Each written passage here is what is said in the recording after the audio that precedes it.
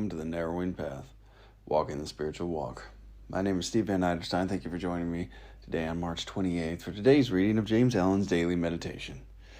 I'm looking forward to this one. Yesterday's was really a incredible description of how we are able to be when we actually walk this walk and work a program of spiritual action to the fullest. And we really apply these principles and these truths we're talking about in every area of our lives.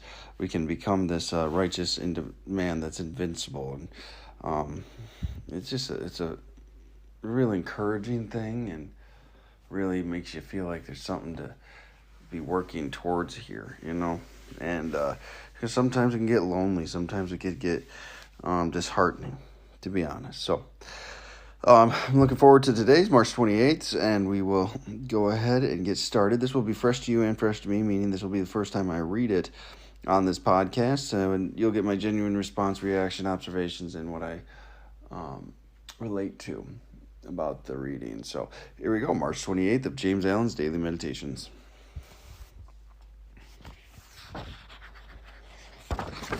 It is better to love than to accuse and denounce.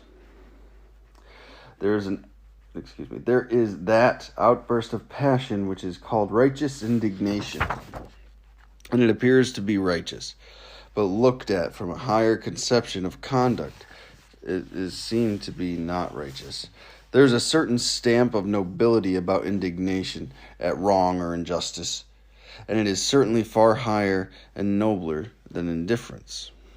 But there is a loftier nobility still, by which it is seen that indignation is never necessary, and where love and gentleness take its place, they overcome the wrong much more effectually.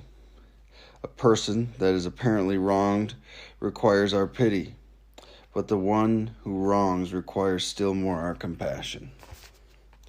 For he is ignorantly laying up for himself a store of suffering. He must reap the wrong he is sowing. When divine compassion is perceived in its fullness and beauty, when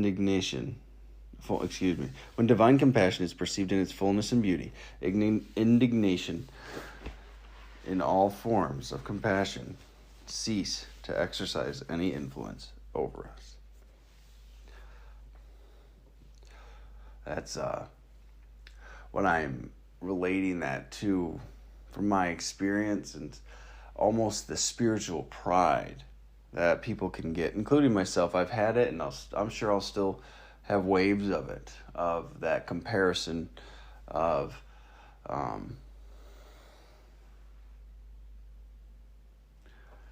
turning up your nose at things that you don't believe people should be doing. It's a lot of pride, false pride, spiritual pride. It's a lot of judgment, and it's a lot of imposing our own will on other people's lives. It's separating us from them when we do that, when we have this righteous indignation. I am defiling your character or debasing your character for a noble reason. When you think about it like that, it doesn't really line up with what we have been talking about. So righteous indignation in and of itself could be seen as noble, he says here, but the reality of it is it's just selfish and prideful. And these people that we are looking down upon deserve compassion and love, not judgment and indignation. So he opens it up. He opens it up with, it is better to love than accuse and denounce. It's pretty simply put right there. It's better to love. It's better to look at that person as a person, and they are spiritually sick, perhaps. They might live differently than we do, but it's better to love that individual than to be critical and judgmental of them, because it brings you into that negative space. It brings you into that unhealthy space that we are trying to avoid and stay out of. and we're being judgmental of people when we don't really have a right to do that. It's a fear-based behavior. It's a self-serving behavior, really, at the end of the day. It's serving the flesh or serving the self, as it's been put.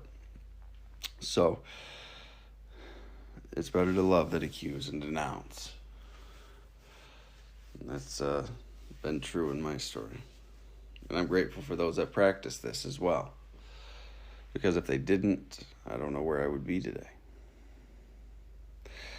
He goes on in the main body now to say, there is an outburst of passion which is called righteous indignation. When we're condemning from a moral high ground, maybe that's a good way to put it. And it appears to be righteous, but looked at from a higher conception of conduct, it is seen not to be righteous. It is self-driven, ego-driven, gratifying, things like that. There's a certain stamp of nobility about indignation at wrong or injustice. There's a certain people regard that with respect almost when you do that. There's some circles that believe you have to snub those that are still sick. And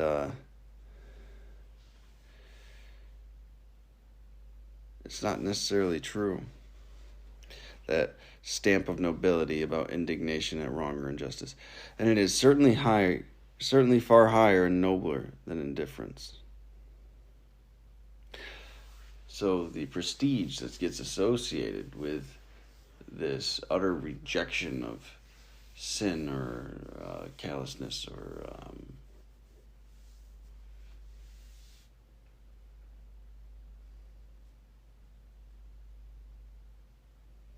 maybe norms, but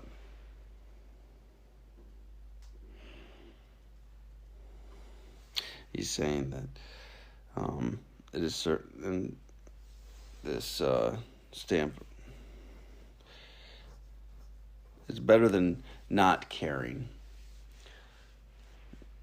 He's saying here it's far higher, nobler than indifference, but there's a loftier nobility still. There's something past indignation or rejection of that sin or whatever you may want to call it, by which it is seen that indignation is never necessary. It really isn't. It puts a barrier between us and the person that we're trying to communicate with.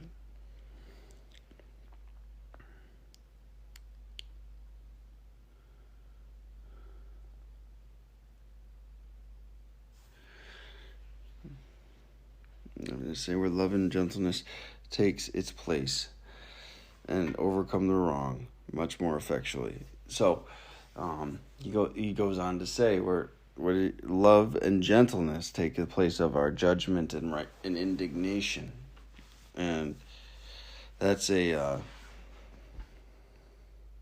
pretty substantial and severe switch that I didn't realize was possible for me to make. I didn't even know it was different to think about things in the way I do. So when I was introduced to this type of stuff, and don't reject those things or look down upon those that are still struggling or growing or working on things in their life, but reverse that and treat them with love and gentleness, that blew my mind.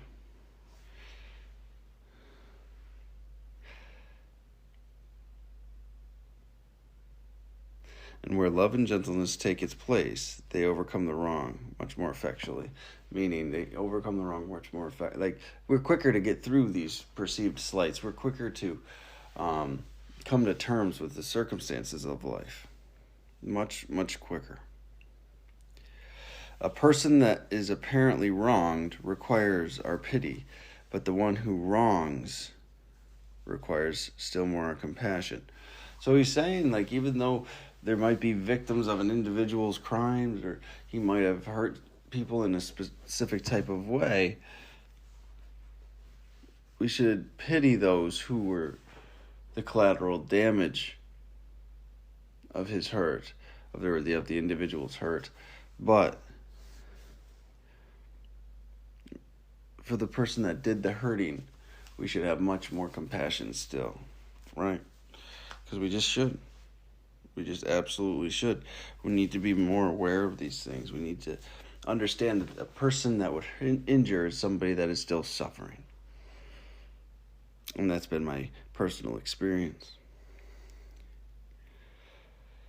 He finishes that statement by saying, "For he's ignorantly laying up for himself a store of suffering." When we treat people badly, when we do these wrong things as well, we start having that shame that we talked about recently. We start having that guilt because of our actions. There's a lot of things in here.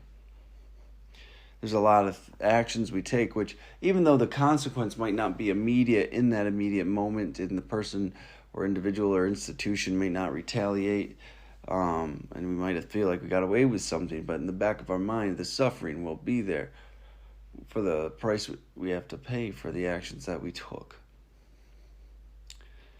And we always reap what we sow. And then he goes ahead and closes it out.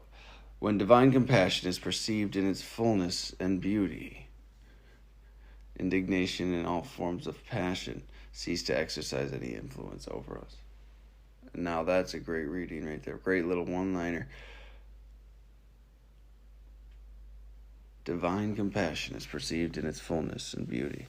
Indignation and all forms of passion cease to exercise any influence over us. When we really reach those spiritual truths and spiritual understandings, all forms of passion cease to exercise any influence over us. We found our center, we find our peace, we find the person that we are. So, all right, well, thank you all for joining me today. I greatly appreciate it. I'm feeling a lot better this week, and I'm looking forward to finishing out this month strong as well. So thank you for joining me today, and I definitely look forward to tomorrow, March 29th reading by James Allen as well. So until then, thanks.